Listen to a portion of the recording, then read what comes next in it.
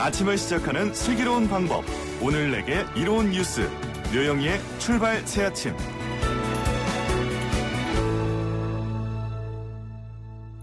묘영이의 출발 새아침 3부 문을 활짝 열었습니다. 오늘은 3부 문을 바로 인터뷰로 열면서 시작해 보려고 하는데요. 더불어민주당 김태년 원내대표 그리고 미래통합당 주호영 의원이 양당의 첫 원내대표로 당선되면서 21대 국회가 만반의 준비를 하고 있는 것으로 보입니다.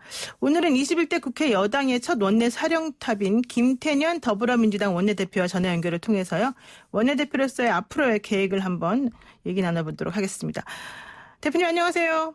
네, 안녕하세요. 김태년입니다. 네, 원내대표 당선 축하드립니다. 아유, 고맙습니다. 네, 재수생의 저력입니까?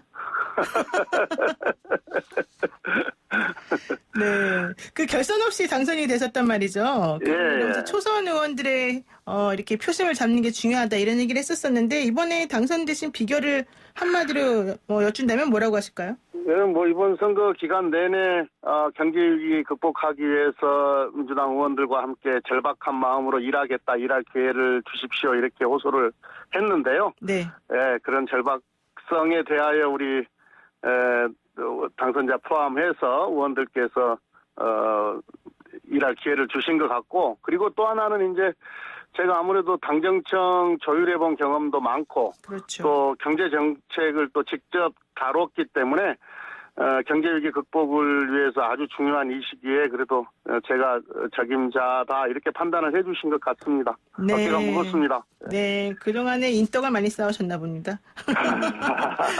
네. 자, 그리고요, 이제 총괄수석 부대표에는 그 당 전략기획위원장인 김영진 의원, 그리고 원내 대변인단에는 박성준, 홍정민 당선인을 임명하셨습니다. 이번에 그 김태년 호가 추구하는 게 소통과 메시지를 중심으로 한, 통합 이런 쪽일 텐데, 원내 지도부 구성에 대해서는 어떻게 보십니까? 예, 계속 반복됩니다만은, 지금 제일 중요한 것은 코로나 경제 위기를 극복하기 위해서 우리가 유능해야 되거든요. 네. 예, 이를 해결을 해서 성과를 내야 되어야 됩니다. 그래서 이 원내 지도부는 어떤 유능함을 좀 유능한 실력을 발휘할 수 있는 그런 지도부로 구성을 하고 싶고요. 네. 그리고 전문성이나 어떤 또 이렇게 지역, 성별 이런 것들을 다 종합적으로 고려를 해서 구성할 겁니다. 그래서 이번에 그 원내 지도부 구성이 특히 그런 쪽에 좀 방점을 찍었군요. 네. 그리고요. 그래서 예. 말씀하세요. 예. 예, 그래서 대변인 단에도 네. 우리 박성준 대변인은 올해 방송 20년 생활을 정도 오래 하셨죠. 하셨고 예, 또 앵커도 하셨고 해서 아무래도 우리 민주당의 여러 가지 그 방향이나 정책들에 대해서 국민들과 쉽게 소통할 수 있는 능력이 있고, 그 다음에 홍정민 당선자도 또 여러 분야에서 아주 탁월한 전문성을 갖고 계신 분인데다가 또 워킹맘이거든요, 본인이. 네. 예, 그래서 우리 당 정책도 잘 설명하지만 뿐만 아니라 우리 국민들의 구체적인 어떤 삶의 형태 속에서 아주 공감 능력이 있다 이렇게 평가를 합니다. 네, 원내 지도부 구성에 아주 힘을 많이 쏟으신 것처럼 정말 들리는데, 자, 그 통합당하고 또 이제 소통과 협치가 매우 중요할 것 같습니다. 지금 주호영 의원이 통합당의 원내 사령탑으로 당선이 되셨는데, 어떤 협치를 기대할 수 있을까요, 우리가? 주호영 대표님은 이제 여러분들의 평가가, 저는 직접 같이 일을 해본 적은 없습니다만은 17대 때 같이 국회에 지금 들어와서 그분은 안 떨어지고 5선이 된 거고 저는 한번 떨어져서 4선인 건데, 네. 우리가 보더라도 또 다른 분들의 평가도 그렇고 합리적이고 충분히 대화가 가능한 분이다. 그리고 논리적으로 이렇게 이야기를 하게 되면, 그리고 이해가 되면 충분히 수용 가능한 분이다 이렇게 듣고 있습니다. 또 제가 봐도 그렇고요. 네. 그리고 이제 더구나 지금이 국난의 시기 아닙니까? 국가적 위기 상황인데 어떤 일하는 국회를 만들어내야 된다. 코로나 방역과 또 이 경제 위기 극복에는 충분히 함께 협력해서 일할 수 있는 그런 파트너라고 생각을 하는데요. 네. 다만 이제 요 협치는 제가 선거 과정에서도 계속 강조를 했습니다만은 선한 의지, 선의로만 이루어지는 것이 아니기 때문에 어떤 일할 수밖에 없는 제도를 함께 협력해서 만들었으면 좋겠다. 이런 말씀을 드리고 싶습니다. 네, 선한 의지로만 되는 건 아니다. 이 말이 사실은 상당히 와닿습니다. 자, 그런데요. 지난 주말에 부친상을 당한 그 주호영 원내대표를 만나서 위로를 하시면서 20대 국회에서 법안 처리할 수 있을 만큼 좀 처리하자 이런 말씀을 하신 걸로 알고 있거든요. 그 중에 하나가 바로 이제 그 전국민 고용보험 관련해서 대통령이 얘기하신 뭐 그 부분도 또 이번 5월 안으로 좀 처리하고 싶다 뭐 이런 얘기를 하신 걸로 알고 있습니다. 이게 과연 가능합니까, 그런데? 예, 이제 뭐 이게 상중이시라서 네. 예, 아주 뭐 또 상주이시기도 하고 그래서 그렇죠. 아주 구체적으로 이야기를 나눌 그런 이제 계제는 아니었습니다만은 다만 원칙적으로 5월 20대의 숙제는 20대 해결하고 갔으면 좋겠다. 특히 코로나 위기 극복을 위한 방역과 경제 대책 관련한 법안들은 5월 국회에서 처리를 했으면 좋겠습니다. 이렇게 말씀을 드렸고요. 네. 그다음에 이제 지금 N번방도 있고 과거사법 또 네. 헌법 불합치 판정받은 법안들도 지금 법사위에 계류 중인데요. 5월 중에 임시국회는 한 번은 소집이 되어서 최대한 처리할 수 있을 만큼 하겠습니다. 그건 가능할 것 같습니다. 그러면 5월 임시국회가 소집이 되어서 처리할 수 있는 법안들은 가급적 20대 안에서 해결하고 나머지 것들은 다음 회기 시작하면 또 하겠다 이런 얘기시네요. 다음 회기로 안 넘겼으면 좋겠어요. 그렇군요. 예, 숙제를 미리미리 하시는 성격이었나 봐요. 원래 옛날부터. 자, 그리고요. 그 첫 당 최고위원회에 참석하셔서 국회 개혁을 말씀하셨습니다. 그리고 항상 강조하신 게 좀 전에도 얘기하셨지만 일하는 국회였단 말이죠. 예. 그러면 1년 동안에 이제 원내 180석 거대 여당의 원내 새랑탭이 되셨는데 제가 봤을 때는 이제 이렇게 되면은 사실 지난 20대 국회하고는 많이 다른 양상으로 국회가 흘러갈 가능성이 높지 않습니까? 어떤 책임감을 갖고 계실까요? 선거 과정에서도 제가 차에 걸쳐서 반복적으로 말씀을 드렸는데요. 그러니까 지금은 새로운 시대를 준비해야 되거든요. 네. 코로나 이후 시대. 이건 어떻게 보면은 4차 산업혁명, 혁신의 시대여서이기도 하지만 이 코로나가 우리 삶의 형태나 산업 경제 구조를 많이 바꾸고 있습니다. 빠르게 네. 바꾸고 있는데 국회가 그 속도를 따라가지 못하면 국회가 잘못하면은 장애 요소가 되거든요. 네. 예, 여러 가지 우리가 새로운 시대를 대비하는 데 있어서 그래서 국회가 그 속도를 따라가기 위한 시스템 이걸 갖추는 게 매우 이렇게 중요한 거죠. 그래야 국민이 안심하고 우리 국회를 쳐다볼 수 있을 것이다. 그러니까 정치와 국회의 존재 이유를 우리 스스로 찾아야 된다. 네. 그 말씀을 드리고 싶어요. 네. 그래서 지금 생각하시는 게 이제 국회 선진화법에 그 계류되는 그 기간을 대폭 축소하고. 예, 그것까지 포함하여. 네. 포함하여 상시국회. 그러니까 상시국회. 정해진 날짜에 본회의가 됐든 상임위가 됐든 또는 법안 소위가 됐든 정해진 날짜에 제대로 열릴 수 있도록 만드는 것과 그다음에 어떤 속도를 내는 데 있어서 장애가 되는 걸림돌 이건 걷어내는 그런 조치가 필요할 거라고 봅니다. 네. 그런데 그 중에 하나가 이제 법사위 관련된 네. 얘기셨잖아요. 뜨거운. 네. 근데 이 법사위 관련해서는 사실 야당이 동의하지 않을 가능성이 좀 있지 않습니까? 예. 쉽지 않을 거라고 봅니다. 법사위가 이제 원래 16대 때까지는 법사위도 이게 이제 몇 단계가 있는데 어찌됐든 16대 때까지는 법사위는 여당이 했었거든요. 그런데 그렇죠. 17대 때 우리가 여당일 때 야당에게 이제 법사위를 양보하면서 네. 이게 야당이 갖는 것처럼 이렇게 되었는데 이게 악용되고 있어요. 이건 우리 당이냐 저쪽 당이냐의 문제가 아니고 이걸 게이트 키퍼 의 수단으로 이걸 악용하고 있거든요. 체계 작구 심사권을 네. 이용해서 근데 원래 이제 법사위라고 하는 게 법제와 사법 관련한 정부 기관들 또 이런 기관들을 소관하는 그런 상임위의 본래 역할을 해야 되는 건데 네. 체계 작구 심사 권한을 악용하는 것. 그래서 지체시키거나 또는 한두 번이 어떤 이해관계 때문에 마음에 안 들면은 반대하면은 통과 안 되는 이런 악습은 이제 끊어낼 때가 됐다 이렇게 생각합니다. 이건 여당이냐 야당이냐의 문제가 아니에요. 아, 그렇군요. 자, 마지막으로 하나만 여쭙겠습니다. 어제 문재인 대통령이 취임 3주년을 맞아서 대국민 특별연설을 하셨어요. 그래서 네. 포스트 코로나 시대를 개척하겠다 이랬는데 결과적으로는 경제 위기 극복이 가장 중요한 거 아니겠습니까? 네. 어떤 설계를 갖고 계세요? 네, 대통령의 특별연설에서 저는 절박함과 또 자신감, 네, 자신감? 이걸 함께 느꼈는데요. 네. 역시 국회가 제 역할을 해줘야 된다. 국민의 일자리, 어떤 국민의 삶을 지키겠다고 하는 그 절박함을 우리 국민들이 느끼는 것과 그 이상으로 국회가 느껴야 된다. 이런 생각을 하고요. 그래서 이 경제 위기를 극복하고 이 위기를 기회로 만들기 위한 여러 가지 경제에 관련한 법안들 그리고 제도 이걸 국회가 제때 처리를 해서 뒷받침을 할 필요가 있을 것 같고요. 또 하나는 이제 어찌됐든 이 코로나 과정에서 뭐 코로나가 아니어도 우리 사회의 숙제 중에 하나였습니다만은 어떤 이 이익과 고통, 이익을 공유하는 것이 신뢰가 되어서 네. 또 필요할 때는 고통의 분담까지도 이루어질 수 있는 이런 사회적 대타협이 제도적으로도 만들어져야 하고 또 각 분야에서 수시로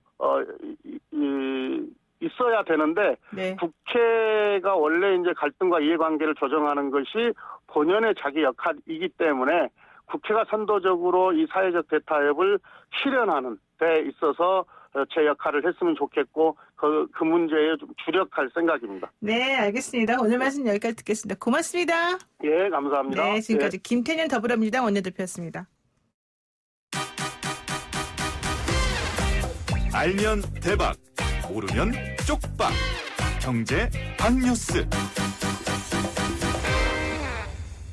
복잡하고 어려운 경제 이야기를 쉽고 재밌게 풀어드리는 시간입니다. 알면 대박, 모르면 쪽박. 경제박뉴스 삼중경제연구소 이인철 소장 만나겠습니다. 소장님 안녕하세요. 네, 안녕하세요. 네, 문재인 대통령 특별연설 결국 경제 위기 극복이 가장 화두였죠. 그렇습니다. 문재인 대통령이 이제 취임 3주년 특별연설을 어제 했습니다. 이 코로나19 사태에 따른 이 경제 위기를 빠르게 극복하겠다라는 이제 의지를 밝혔는데요. 이날 연설에서 문 대통령은 문제는 경제다. 지금의 위기는 100년 전 대공황과는 비교되는 정말 경제 전시 상황이다라고 진단을 했습니다. 코로나 사태에 대한 위기 의식을 드러냈고 이와 함께 경제 위기 극복 메시지 전달에 집중했는데요. 실제 연설문에서 경제라는 용어는 19번 등장을 했고요. 위기가 15차례나 사용이 돼서 둘 합치면 34번입니다. 와. 경제에 방점을 찍었는데 그러면서 이제 4월 우리나라 수출이 급감하면서 99개월 만에 무역수지 적자를 기록했죠. 관광, 여행, 음식, 숙박업에서 시작된 이 서비스 위축이 이 제조업 위기로 확산되고 있다라고 위기감을 드러냈습니다. 네. 자, 이런 이제 위기를 극복하기 위한 대책으로 한국판 뉴딜과 한국 기업의 유턴과 해외 첨단 산업 투자 유치 등을 추진하겠다라고 밝혔고 또 고용 안전망을 확충하겠다. 이에 따라서 이제 고용보험 적용 확대와 국민취업 지원제도 시행을 약속을 했습니다. 그런데 지금 이 문 대통령이 말하고 있는 한국판 뉴딜 정책, 새로운 일자리 창출 관련된 이런 정책에 대해서 그 더불어시민당의 대표를 맡았던 교수님께서는 또 이거는 좀 잘못된 거다 이렇게 비판을 하기도 하지 않았습니까? 문재인 대통령이 일단 경제 전체 상황 극복하고 이 새로운 일자리 창출을 위해서 한국판 뉴딜 뉴딜을 국가 프로젝트로 추진하겠다라고 강조했는데요. 네. 뉴딜 정책은 1930년대 미국의 대공황 당시입니다. 프랭클린 루즈벨트 미국의 32대 대통령이 추진했던 경제 재건 프로젝트입니다. 대공황으로 침체된 경제를 살리기 위해서 근본이제 위주의 금융의 틀을 바꾸고 높아진 생산성에 걸맞게 임금 인상을 추진하면서 새로운 일자리를 만들어냈습니다. 뉴딜 정책은 미국이 대공황을 극복하고 명실상부한 이 초강대국으로 오늘날까지 이르게 한 토대를 만들었다라는 평가를 받고 있는데요. 이 한국판 뉴딜에 대해서 이 문 대통령은 디지털 인프라를 구축하는 미래의 선점 투자다라고 강조를 하고 있습니다. 네. 앞서 이제 홍남기 경제부총리도 한국판 뉴딜에 대해서 데이터와 5G, AI 같은 이 디지털 인프라 구축, 그리고 비대면 산업, 그리고 이 사회 간접 자본, SOC의 디지털화라는 이 세 가지 추진 방향을 지시했는데요.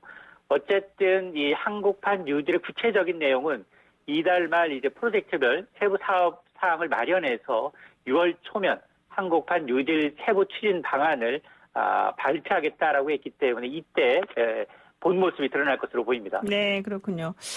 그리고 또 문 대통령이 이번에 이제 코로나 사태를 계기로 해서 전 국민 고용보험 시세를 열겠다 이런 걸 강조했죠. 그렇습니다. 이 고용보험이라는 게 불가피한 사유로 직장을 잃게 될 경우 근로자의 생활 안정과 재취업을 돕는 재기업을 지원하는 사회보험입니다. 문제는 이 지난해 8월 기준 이 비정규직 노동자의 고용보험 가입률은 44%에 그치고요. 정규직은 87%로 매우 이제 정규직에 비해서 비정규직 노동자 가입률이 낮은데요. 이 고용보험료의 경우는 회사와 근로자가 반반씩 부담하지만 자영업자들은 전액 본인 부담입니다. 이러다 보니까 자영업자의 경우에는 가입률이 1%에도 미치지 못하고 있는데요.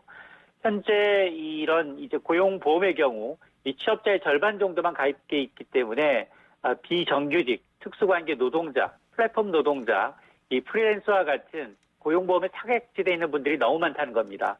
이 자영업자까지 단계적으로 적용 대상을 확대하겠다라는 거고요. 두 번째가 이 고용보험의 짝으로 이제 일컬어지고 있는 한국형 실업부조제도죠. 국민취업지원제도도 시행하겠다라는 겁니다. 국민취업제도라는 건 이 고용보험에 타격되어 있는 저소득층이 이 취업 지원을 위해서 올 하반기부터 매달 50만 원씩 6개월간 지급하는 걸 목표로 시행하고 있는데요. 한마디로 이제 고용보험이 1차 고용안전망이라면 국민취업지원제도는 2차 고용안전망이다라는 겁니다. 전국민 고용보험 확대는 IMF 위기 이후 김대중 정부가 도입했던 이 기초생활보장제도처럼 코로나19 이후에 고용안전망을 확대해서 국민의 삶을 지키겠다라는 어떤 정권 차원의 정책 기조로 해석이 됩니다. 네, 그렇군요. 근데 결과적으로 문제는 재원 아니겠습니까? 이 고용보험 적자 폭이 확대되고 있는데 재정 건전성 논란을 어떻게 해결한다는 걸까요? 그렇습니다. 이 코로나19 사태의 최대 피해자가 비정규직 취약 계층인데요. 고용보험 사각지대 방치된 근로자만 1,000만 명이 넘습니다. 특히나 이제 자영업자 고용보험 가입률은 1%도 못 미치는데요. 제대로 된 보호 방어 마련이 필요하다라는 데는 이견이 없습니다. 문제는 재원입니다. 고용보험은 2018년에도 8천억 원이 넘는 손실을 냈고요. 또 지난해에는 적자 규모가 2조 원을 넘습니다. 때문에 이제 고용보험의 지속 가능성이 이제 재원에 달려 있다라는 평가인데요. 특히 새로 가입시키려고 하는 단기 비정규직, 특수고용직, 자영업자의 경우에는 실업 위험이 더 높기 때문에 고용보험 적자가 더 심해질 수 있다라는 겁니다. 그렇다면 돈을 더 많이 내고 있는 분들, 고용보험료를 더 올리는 방안이 거론될 수밖에 없는 상황인데요. 재원 확충 방향으로 이제 우리나라의 고용보험률이 소득의 1.6%이기 때문에 선진국보다 훨씬 낮다. 이 보험료를 올리자라는 방안. 그렇게 되면 근로자 회사 부담이 늘어나죠. 아니면 이제 국가 재정을 투입하는 방안이 있는데요. 이도저도 아니면 민간에서 기금을 지원하는 방안 등 다양한 논의가 좀 필요해 보이는데 어쨌든 여당은 단계적으로 가입 대상을 확대하겠다라는 방침이지만 통합당은 이 재정 건전성 언급이 없다라면서 심도 있는 논의가 필요하다라고 이제 반발하고 있습니다. 따라서 이제 임시국회가 이제 오늘 15일 끝나는 상황에서 20대 국회 내 처리는 다소 불가능한 상황입니다. 네, 그렇군요. 오늘 말씀 여기까지 듣겠습니다. 고맙습니다. 네, 감사합니다. 네, 지금까지 참좋은경제연구소 이인철 소장이었습니다.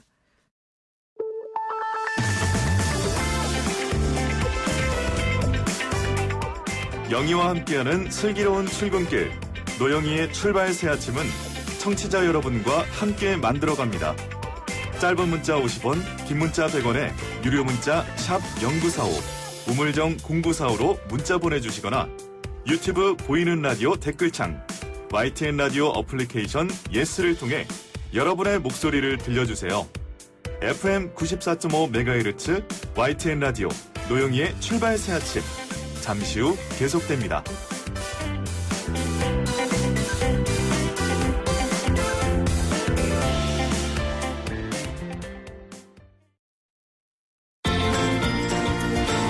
아침을 시작하는 슬기로운 방법. 오늘 내게 이런 뉴스, 노영희의 출발 새앗.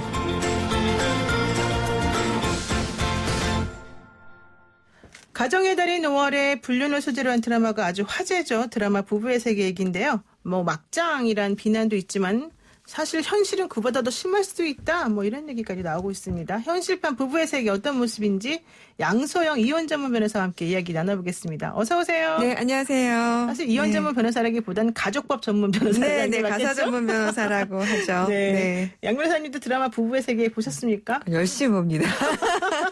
사실 우리가 안 봐도 다 알죠. 어떤 저 건지. 지난주에는 정말 눈물 콧물 흘리느라고 눈이 퉁퉁 부어서 혼났어요. 아, 그랬군요. 네. 또 감정이입하시고 막 그랬군요. 의뢰인을 생각하면서. 네. 네. 자, 양 변호사님은 근데 원래 뭐 우리나라에서 뭐 내노라하는 이혼 전문 변호사 중에 한 분이신데 뭐 드라마와 현실 어느 쪽이 더 기가 막히는지 이거 정말 묻는 제가 좀 부끄럽습니다만 어떻습니까? 변호사님도 잘 아시잖아요. 네. 네. 어때요? 근데 사실 드라마가 이제 아무래도 현실이 더 드라마고요. 그 중에 뭐 일부 대중들에게 보일 수 있는 것만 드라마로 된다고 생각하는 게 맞을 것 같고요. 네. 그래서 저도 이렇게 사건을 진행하다 보면 기가 막힌 걸 많이 보는데 제일 기가 막혔던 거는 이제 가장 친한 친구가 남편과 바람을 피우는데 그 가장 친한 친구는 이제 부인의 모든 스케줄 어디 있는지를 다 알잖아요. 아, 너무 끔찍합니다. 그러니까는 부인이 어디가 있으면 그 시간에 이제 그 친구는 남편하고 뭐 그런 관계를 가졌던 경우도 있었고 또 어느 날은 뭐 네 번째 상간녀로부터 월요일 아침부터 이렇게 이런 말씀드리기 죄송한데 상당히. 네, 세 번째 상간녀 그쵸. 네. 세 번째 상간녀가 네 번째 상간녀에게 이제 그 자기 자리를 뺏기니까 본부인에게 알려줘서 알게 되는. 정말 모두가 다 아는데 본인만 모르고 또 알고 보니까는 바로 옆에 옆동 아파트에서 살고 있는 경우 딴살림 차린 케이스. 말도 할 수도 없죠. 아침에 조깅하러 간다고 나가서 항상 갔다 와 보니까는 옆에 그쵸? 아파트 거기를 갔다 왔다가 뭐 이런 얘기도 나오는데, 자, 어쨌든 한번 부부의 세계 한번 얘기를 한번 해보겠습니다. 이제 드라마 보신 분들도 계시고 안 보신 분들도 계실 텐데요. 좀 전에 말씀하신 그 남편의 외도를 본인 빼고는 모두 다 아는 그런 상황이 있었잖아요. 네. 그래서 이걸 알고서 곧바로 이제 이혼 변호사를 만나서 상담을 합니다. 하죠. 그런데 여기서 또 현실적으로 어떤 사람은 나 끝까지 이혼 안 할 거야 이런 사람이 있고 또 어떤 사람은 야, 나 이건 도저히 못 참아 이러면서 나 무조건 이혼이야 이런 사람도 있잖아요. 네. 어느 경우가 더 많아요? 사실은 이제 극 중에 보면은 이제 지선우란 캐릭터가 있고 고혜림이란 캐릭터가 있는데요. 네네. 이제 고혜림 캐릭터는 알면서도 이제 절대로 이혼을 안 해주겠다. 그렇죠. 그러면서 이제 최근에 드라마에서는 그렇게 해서 이제 2년을 보냈는데 또 남편이 바람 피운 걸 보고 내가 2년을 정말 헛살았던 것 같다. 괜히 기회를 줬다 막 하면서 이제 이혼을 결심하는 내용이 나오는데 현실에는 그런 경우가 훨씬 많은 것 같고요. 또 부부의 세계라는 게 이제 그렇지만 부부 안에서 결혼을 해서 자녀가 있다 보니까 사실 누구 한 배우자가 그런 일이 벌어졌을 때 곧바로 이혼을 결심한다는 것이 쉽지 않아서 그렇죠. 현실적으로는 아마 고혜림 캐릭터와 같은 선택을 하는 경우가 훨씬 많은 것 같아요. 그러니까 대부분의 부인들이 사실은 많은 갈등을 겪겠지만은 그때 의사결정하게 되는 가장 본질적이고 결정적인 요소가 본인의 행복보다도 주변 사람이나 특히 자기 자녀에 대한 사람들의 시선 이런 것들을 조금 더 비중 있게 생각해서 이혼을 안 하는 쪽으로 좀 결정 내린 경우가 많다는 거죠. 그런 면도 정말 있고요. 또 이제 제가 지난주에 이렇게 여론조사 한 걸 봤는데, 그러니까 결혼을 왜 하려고 하느냐 중에 큰 이유 중에 하나가 외로움, 고독, 그다음에 누군가와 관계를 맺기 위해서 한다. 네네. 그런 게 있었는데 어쩌면은 그걸 단절을 한다는 것이 사실 두렵죠. 그렇죠. 그동안 두 사람이 만들어 온 것도 있었고 그래서 갑자기 혼자 왜 세상에 홀로 내동정이 내동댕이 쳐야 되는 네네. 이런 두려움도 사실 있기 때문에 그러니까 선뜻 그것을 선택하는 것이 사실은 여성이든 남성이든 쉽지 않은 문제인 것 같습니다. 그런데 또 이제 사건을 하다 보면 저도 그런 경우 많이 보는데 오히려 여성분들은 이혼을 한다 그러는데 남성분들은 이혼을 안 하겠다고 버티는 분들이 꽤 많지 않습니까? 네, 그러니까 자기가 바람을 폈어도. 네, 그러니까 관계를 바라보는 게 이제 이게 뭐 여성 남성이라고 꼭 뭐 이제 규정 지을 수는 없지만 대부분은 여성들은 관계 지향적이기 때문에 네네.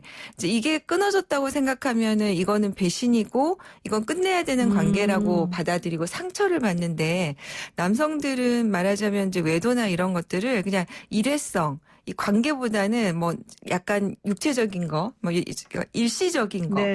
근데 이렇게 이제 바라보는 것 같아서 두 가지를 받아들이는 게 다르다 보니까 남성들 같은 경우에는 아, 이게 무슨 문제냐. 이거 이제 내가 이제 안 하면 되는 거 아니냐. 나 한번 봐주면 되는 거 아니냐. 네. 왜 극 중에서도 그런 얘기 나오잖아요. 그렇죠. 이제 그래서 남성들 같은 경우에는 그냥 뭐 일시적인 거 이것만 끝내면 부부관계는 계속 유지할 수 있는 걸로 이렇게 생각하는 것 같습니다.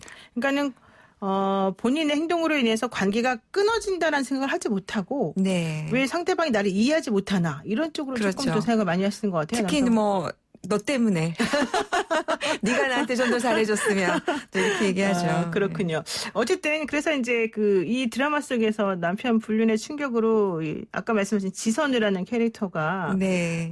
또 다른 사람하고의 어떤 관계를 가지는 뭐 네. 그런 얘기가 나오는데요. 이런 식으로 하는 것은 그럼 이혼 소송에서 현실적으로 좀 유리합니까? 어떻습니까?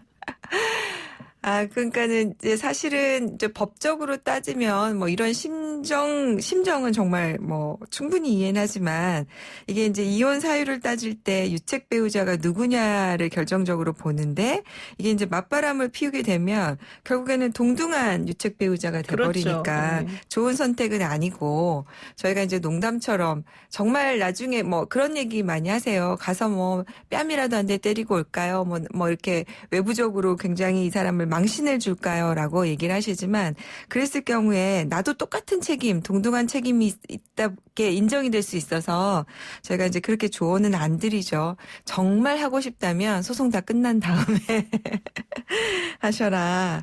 이거는 좀 농담입니다. 네, 이건 네. 불법적인 거라서 예. 그렇게 하시면 안 됩니다. 조심스럽게 말씀하시는데요.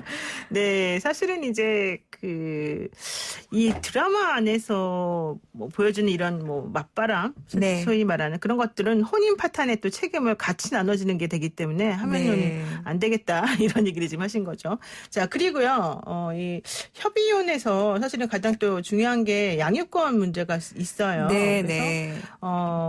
이혼을 하는 과정 중에서 가장 중심이 되는 게 두 가지가 있는데 하나는 재산분할, 하나는 양육권인데 네. 양육권을 얻어내기 위해서 유리한 결과를 이제 만드는 그런 어떤 수단 네. 이런 방법 네. 이런 거를 지금 이 드라마 속에서는 좀 극단적으로 표현하고 있는 것 같더라고요. 이건 어떻습니까? 네. 사실 이제 가사 사건을 많이 담당하는 변호사들은 아마 이 문제가 제일 힘든 문제일 것 같습니다. 그러니까 이게 이혼 과정에서 아이들이 상처받지 않고 이제 잘 받아들여야 되는 부분. 그다음에 이제 아이의 양육권 문제를 아이 입장에서 접근하는 게 아니라 자기네들의 뭔가 이게 승리의 뭐 부산물로 네. 이걸 뺏기면 내가 지는 걸로 생각하고 임하는 게 이제 그래서 그 과정에서 아이가 굉장히 상처를 받는데요. 저희 사실 부부의 세계에서 이제 지금 이제 저도 관심 깊게 보는 게 그 안에서 이제 준영이가 사실은 어떻게 보면 피해자인 엄마도 미워하잖아요. 그렇죠. 그런데 아이 입장에서 왜 엄마가 피해자인데 아이가 왜 엄마를 미워할까? 그게 이제 잘 이해가 되지 않지만 아이 입장으로 되돌아보면 그게 충분히 내가 잘못한 거 아닌데 왜 엄마 아빠가 둘이 싸워서 내가 이렇게 피해를 보느냐. 그렇죠. 그래서 이게 아이의 이기적인 마음이 아니라 아이에게는 또 그럴 수 있는 입장이 있다는 걸 좀 이해하고 두 사람이 어쨌든 헤어지더라도 아이는 그 과정에서 엄마 아빠를 잃거나 두 사람의 그러니까 둘 중 누군가가 뭐 나쁜 사람이 되어버리면 사실은 아이는 그럼 그 나쁜 사람의 자녀가 되는 거잖아요. 그래서 사실 부부의 세계 보면서 저는 이 폭행 장면, 이걸로 양육권 가져온 장면이 제일 조금 가슴 아팠던 장면이었던 것 같습니다. 그러니까요. 이게 사실 뭐 저도 제대로 본 건 아닙니다. 솔직히 저는 이 드라마 자체를. 근데 네. 그 자신한테 유리한 그 결과를 얻어내기 위해서 아들을 마치 죽인 것처럼 위장을 해서 네, 뭐 폭행을 네. 이끌어내는 이런 거는 사실 좀 네. 상식적이지가 않아서 이 드라마 부분에서 좀 오점이 아닌가 생각이 들기도 하는데. 사실 이제 뭐 실제로는 이러기가 어렵죠. 그렇죠. 그리고 접근 금지가 이제 2년이나 나왔는데 사실 일반적으로 접근 금지 2년은 좀 나오지 않고 좀 과도한 면이 네. 있죠. 그리고 예. 이제 일시적인 폭행이었거든요. 그러니까 그렇죠. 늘 폭행하는 남편은 아니고 그러니까 늘 폭행하는 남편의 경우에는 6개월씩 접근 금지 명령이 이렇게 연장돼서 최장 2년까지 가는 경우는 있습니다. 그런데 일반적으로는 이제 그렇지 않고요. 보통 6개월 내지는 가사 소송이니까 소송이 끝나는 기간 정도 접근 금지가 이루어지고 그 이후에는 아이에 대한 면접 교섭도 회복하게 그렇게 법원에서 결정을 사실은 하고 있습니다. 현실에서는. 현실에서는 어쨌든 아이의 그 사건 본인이라고 보통 네. 부르는데 사건 본인의 그런 가장 좋은 게 어떤 걸까라는 기준에서 판단을 항상 하신다는 거를 혹시 이혼이나 이런 거 생각하시는 분이 있다면 좀 알고 계시는 게 좋을 것 같고요. 여기서 남편이 얘기하는 게 하나가 좀 이런 얘기가 있어요. 네가 한 번만 눈 감아줬으면 네. 내가 다시 가정으로 돌아왔을 텐데 왜 네. 네가 나를 안 봐줘가지고 나를 이렇게 만들어버렸냐 이렇게 네. 원망하는 거 있지 않습니까? 이런 경우가 좀 많아요. 그럴 수도 있기는 하죠. 근데 보통, 눈 감아줬으면 돌아오는 척 하다가 다시 떠나가거나, 네. 또 이제 저희가 보통 그렇게 얘기하잖아요. 호르몬이라는 게 이제 한 3년 정도 나온다고 하는데, 콩깍지가 씌는 콩깍지 호르몬. 씌는 예. 기간이. 그러면 그 여성하고도 조금 있으면 이제 시간이 지나면 곧 헤어질 테니까, 뭐 그때까지 기다리면 돌아오지 않겠나. 아이고. 예, 그렇게 이제 생각하기는 하는데 저희가 참 사건을 진행하면서 뭐 안타까운 거는 그러니까 그 한 번 그랬던 사람은 또 이렇게 하는 경우가 많아서 네네. 사실 뭐 이제 고혜림 씨 같은 극 중에서 고혜림 같은 남편이 또 바람을 피우잖아요. 네. 그게 현실적으로 많기는 합니다. 그러게 말입니다. 자, 그리고요, 이제 여러분들 많이 궁금해하시는 부분이 이거인 것 같아요. 그 남편하고 관계를 가졌던 그 여자분에게 뭐 위자료를 청구할 수 있느냐, 네. 위자료를 청구한다면 과연 얼마나 돈을 받을 수 있느냐, 이제 이런 부분에 대해서 관심을 많이 가지시던데 네. 현실적으로는 어떤가요? 현행법에서 이제 간통죄가 없어지면서 위자료 기준이 이제 많이 이제 상향이 될 거다라고 사실은 기대를 했는데 그 정도는 아니지만 약간의 정도는 좀 상향이 됐고요. 그러니까 전에는 뭐 한 500 정도라면 지금 한 1,500 정도 나오는데 국중에 같은 경우에는 이제 상당 기간 둘 사이에 부정행위가 지속이 되고 아이까지 낳잖아요. 네. 이런 케이스는 이제 현실적으로 저희가 보면 5천만 원 정도, 5천만 원 플러스 알파 이렇게 위자료 나오는 경우도 있습니다. 그러니까 혼인 파탄의 중심이 됐다 하더라도 혼인 네. 파탄의 가장 중요한 원인이라 하더라도 기본적으로 한 1,500만 원 정도가 그 네. 위자료로 인정된다는 얘기잖아요. 네. 이게 또 법원마다 조금 기준이 조금씩 있는 것 다르죠. 같더라고요. 사안마다 좀 예, 다르고 이제 뭐 부정행위 지속 기간, 그다음 상대방의 재력 상태 이런 거에 따라서 그다음에 뭐 죄질의 정도라고 해야 될까요? 네. 이거에 따라 좀 달라지기는 합니다. 네, 자세한 거는 이혼자분 변호사에게 상의하시는 걸로 하고요. 마지막으로 네. 현실 속에서 결과적으로 이제 위기를 맞고 있는 부부들이 많이 있습니다. 네. 가사 전문 변호사로서 어떤 조언을 해주실 수 있는지요? 네. 사실은 이제 굉장히 어려운 결정인데요. 일단은, 너무 성급하게 결정은 하지 않으셨으면 좋겠고, 다만 이제 변호사 좀 조언은 받으셨으면 좋겠는 게 그러니까 이게 기다려도 되는 것인지 내 지금 상황이 아니면은 무언가 지금 조치를 취해야 되는 것인지 이거는 일단 조언을 좀 들어보시고 판단을 하시면 어떨까 하는 생각이 듭니다. 그렇군요. 네, 일단 차분하게 현 상황을 살펴보시고 문제가 있는 가정의 경우에 그 문제 원인이 무엇인지 해결이 가능한지 또 이로 인해서 우리 아이들이 얼마나 힘들지 이런 것들을 다 전체적으로 살펴보신 다음에 결정을 내리시면 좋겠네요. 예, 오늘 말씀 여기까지 듣겠습니다. 고맙습니다. 네, 감사합니다. 지금까지 양소영 변호사와 함께했습니다. 노영의 출발새 아침 3부 순서 여기서 마치고요. 잠시 후 4부로 돌아가겠습니다.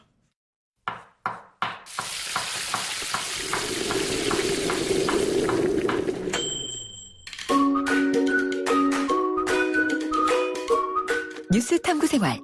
맛있는 음식. 한 주의 시작 월요일 알아보는 음식 이야기. 이번 주에 꼭 한번 먹고 싶은 그리고 먹어야 될 음식 무엇인지 가이드가 되어드리겠습니다. 뉴스 탐구 생활 맛있는 음식. 요리하는 푸드 칼럼니스트 박준호 작가 오셨습니다.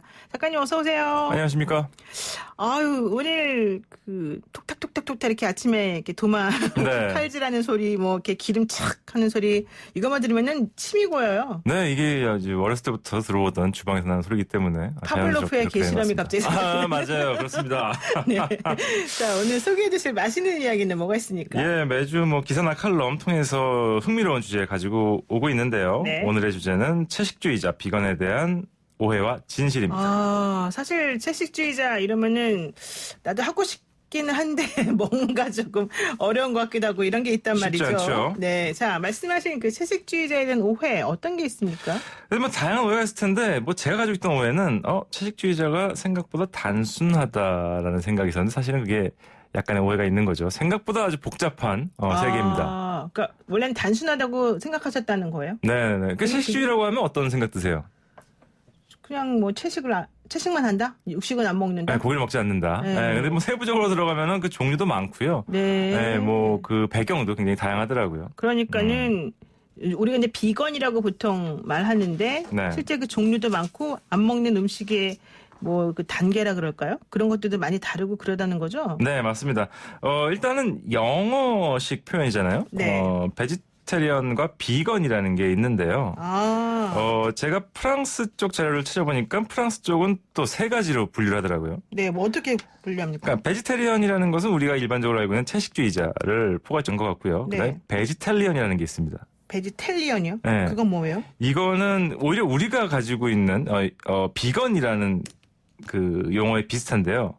아주 극단적으로 채소만 먹는 우유도 먹지 않고요. 달걀도 먹지 않고요. 네. 이런 채식주의자들 얘기를 하고 비건이라는 용어에 대해서는 네.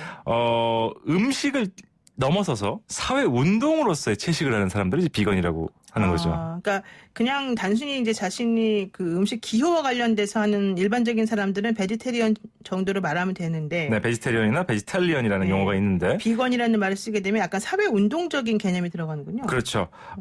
예를 들어서 저는 굉장히 고기를 좋아합니다만은 네. 예를 들어서 제가 이제 비건이라고 하고 다닙니다. 그러면서 이제 채소만 먹는 거죠. 과일과 채소만 먹으면서 고기나 생선을 먹지 않는데 네. 제가 한겨울에 모피코트를 입고 나갔어요. 이 사람은 비건이 아닌 것이죠. 좀 이상하네요. 그거. 네. 그 다음에 제가 화장품을 사용을 합니다. 네. 그런데 그 화장품이 동물 실험을 거쳐서 제품화된 것이라면은 비건들은 이것을 절대 사용하지 않는다는 거죠. 그러면은 그런 분들은 그냥 베지테리언이라고 부르는 겁니까? 그렇게 되는 거죠. 비건이라고 한다는 것은 이제 사회 운동으로서 동물 권리까지 생각을 하면서 좀 더 넓은 운동을 하는 사람이라고 보면 되겠습니다. 너무 어렵네요. 네. 그다음에 이제 베지테리언 중에 네. 굉장히 다양한 종류가 있어요. 우선은 폴로 베지테리언이라고 있습니다. 폴로 베지테리언은 뭡니까? 네. 이게 찾아보니까 라틴어 플루스에서 나온 거예요. 병아리를 뜻하는 플루스에서 온 건데 네. 닭 가금류 정도까지는 먹는 그러니까 젖먹이 동물을 먹지 않는 채식주의자입니다. 포유류를 안 먹는다 이건가요? 그렇죠. 네, 그래서 왜 포유류는 또 뭐 좀 같이 이제 저희도 이제 젖먹이 동물이잖아요. 우리가 포유류니까. 네, 그런 사람들이 있고요. 그다음에 페스코 베지테리언이 있습니다. 그게 뭐예요? 일단 피스키스라고 하는 라틴어에서 온 단어인데 네. 이거는 물고기를 뜻합니다. 그 물고기는 먹는 거고. 네, 물고기까지 먹고 이제 가금류는 또 먹지 않는 거죠. 그러니까 아까는 예를 들면 닭 가슴살 정도는 먹었는데 네. 지금 페스코 지금은 베지테리언들은 닭까지도 먹지 닭도 안 않고 먹는다. 네, 어류, 계란은 어패류만 어떻게 먹는 돼요, 거죠. 계란? 이제 계란이 달걀이 나오는데요. 네네. 오버 베지터리라는 게 있습니다. 예, 이것도 역시 이제 라틴에서 온 건데 오움 이제 알을 뜻하는 거죠. 네. 알만 먹는다. 부화하지 않은 달걀 뭐 이런 알만 먹는다는 베지터리언이 있고요. 네. 그다음에 락토 베지테리안 네. 우유만 먹습니다. 뭐 젖을 먹는 거죠. 우유나 뭐 염소유나 양의 젖이나 이런 걸 먹는 베지터리언들이 있고요. 네. 재밌는 건 플렉시테리언이라는 것도 있습니다. 그게 뭡니까? 도대체 아는 게 없네 제가. 네. 플렉서블하다고 하잖아요. 네네네. 네, 그게 이제 유연하다는 건데 본인이 추구하는 것은 채식이지만은 네. 어떤 사회적인 조건 때문에 남들에게 불편함을 끼치지 않고 유연하게 대처하는 사람들을 플렉시테리언이라고 하고요. 그렇군요. 조금 네. 더 사회적인 분들이라 해야 되나 이분들은? 사교적인 분들이 되겠네요. 네네 그러네요. 네. 그러니까 이것은 이제 베지테리언이나 베지탈리언이라고 할 수는 있지만 비건이라고는 할 수 없는 거죠. 그 다음에 더 재밌는 거는 프루테리언도 있습니다. 프루테리언은 뭐 음식 과일 과일이죠. 같은데요? 프루. 예. 이분들이 과일만 드신다는 거예요. 그러니까 이제 식물에게 어떤 해를 끼치지 않고 네. 식물의 뿌리나 줄기는 절대 건드리지 않는 거죠. 그러니까 당근, 감자 먹지 않습니다. 식물에서 열리는 열매만 먹는 거죠. 네. 네. 씨앗은 어떻게 되니까 씨앗.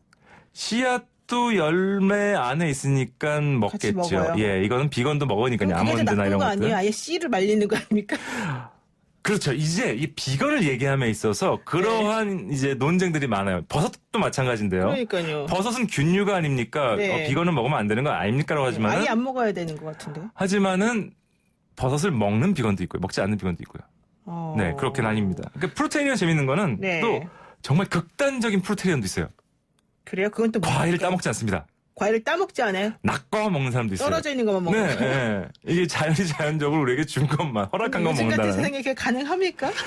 아니, 그러니까 뭐 그 수가 굉장히 적은 뿐이지. 네. 이런 다양한 채식주의자들이 존재한다는 거죠. 제가 또 음. 찾아보니까 이효리, 이상순 씨, 이한희 씨 이런 분들은 육류는 안 먹고 해산물이나 유제품을 먹는다. 네. 이런 게 있고 유지태 씨랑 김효진 씨 같은 경우는 육류는 안 먹고 해산물도 안 먹고 유제품은 또 드시는 걸로. 근데 가장 극단적 비건인 임수정 씨, 영화배우 임수정 씨는 채소랑 과일만 먹는다네요.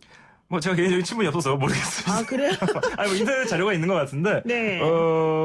이분들이 꾸준히 하시는 건지 아니면은 뭐 주기를 가지고 하시는 건지는 제가 관련 정보가 없어서. 그것도 또 꾸준히 한 사람이 있고 주기마다 조금 다르게 해도 되나요? 아니 그러면 그러니까 내가 비건이라고 얘기한다면은 아마 평생 가지고 갈 것인데. 네 이제 건강상의 이유로. 네.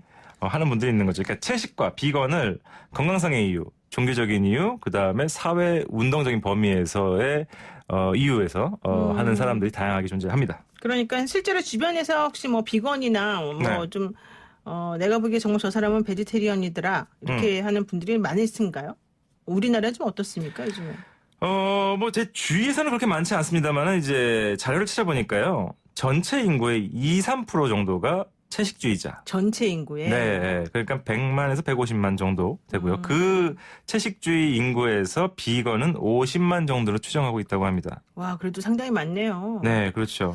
저는 사실 대학교 다닐 때 저희 교수님께서 제가 참 존경하는 분이셨는데 채식주의를 갑자기 변하셨어요. 네. 그리고 내가 그분하고 식사할 때마다 너무 괴롭더라고요. 식당을 일단 고르기가 너무 난감하고. 아, 그렇죠. 네, 그다음에 식당에 가면은 뭐 빼주세요 다 빼는 거예요. 네. 밥밖에 안 남아요. 그렇죠.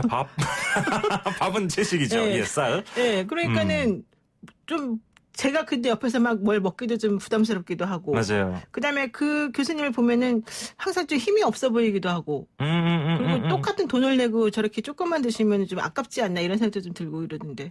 네, 그런 분들이 많아지면서 이제 채식 전문 식당도 증가하고 있는데요. 그렇군요. 2010년 기준으로 150여 곳에 머물렀던 2010년이요? 네, 2010년이요. 네. 10년 전이죠.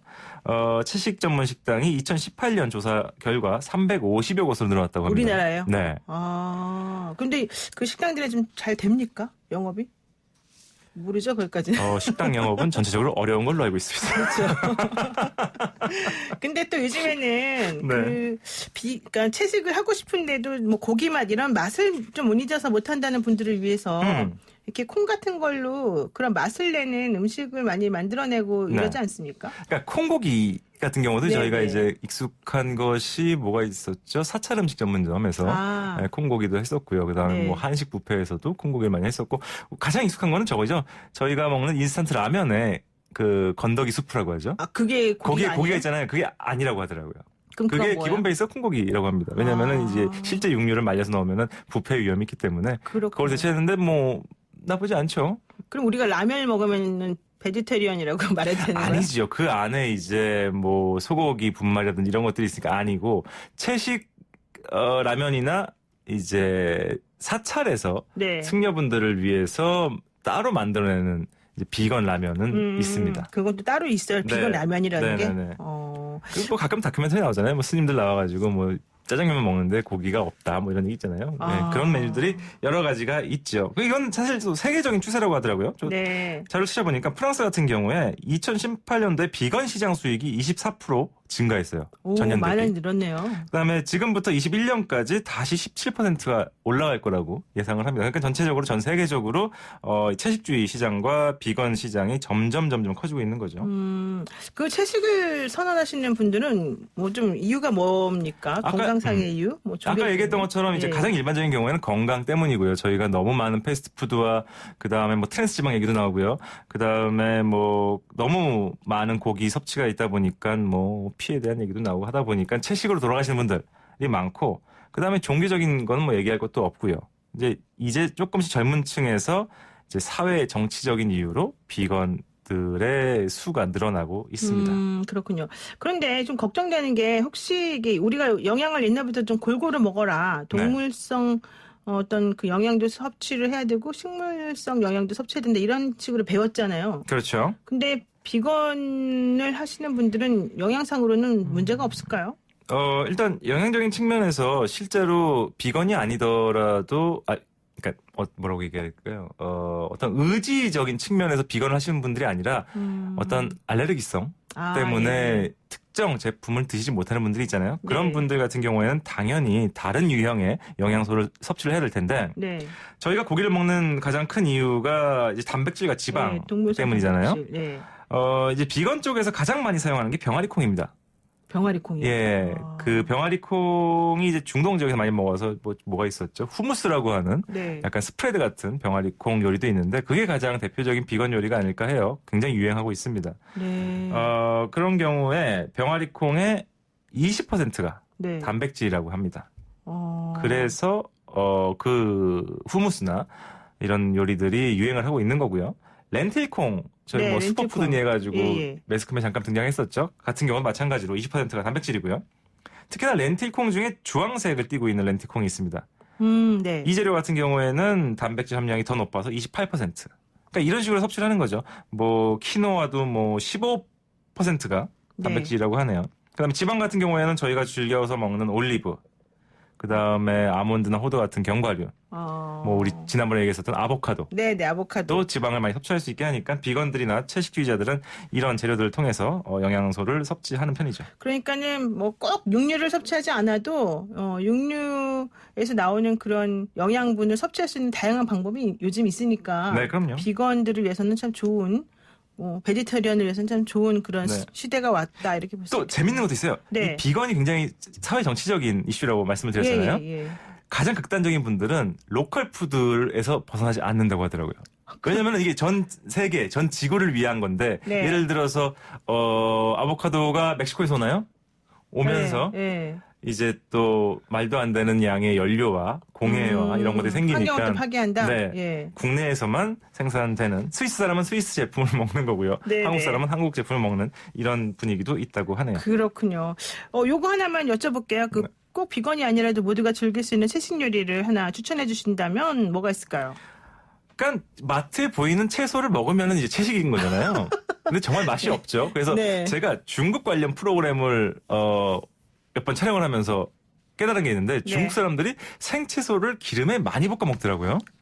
채소를 그냥 볶아요? 기름에? 양상추도 기름에 볶아서 먹고요. 오, 특이하네요. 상추도, 배추도 다 이렇게 기름에 볶아가지고 간장 뿌려서 같이 먹습니다. 근데 그 맛이 나쁘지 않아요. 괜찮아요? 맛이 없을 것 같은데. 아니 간장 들어가면 더 맛있더라고요. 기름에 볶았잖아요. 그래서 좋아하는 채소, 생채소가 있다면은 기름에 살짝 볶아서 간장 양념해서 먹는 것도 나쁘지 않은 채식인 것 같습니다. 여러분 한번 오늘 아니라도 한번 이번 주 안으로 한번 시도해 보시고 다음에 문자 한번 주십시오. 고맙습니다. 감사합니다. 오늘 말씀 여기까지 듣겠습니다. 지금까지 요리하는 푸드 칼럼니스트 박준우 작가였습니다. 조금 전 들어온 속보 전해드립니다. 텔레그램 N번방 운영자 일명 갓갓이 검거됐습니다.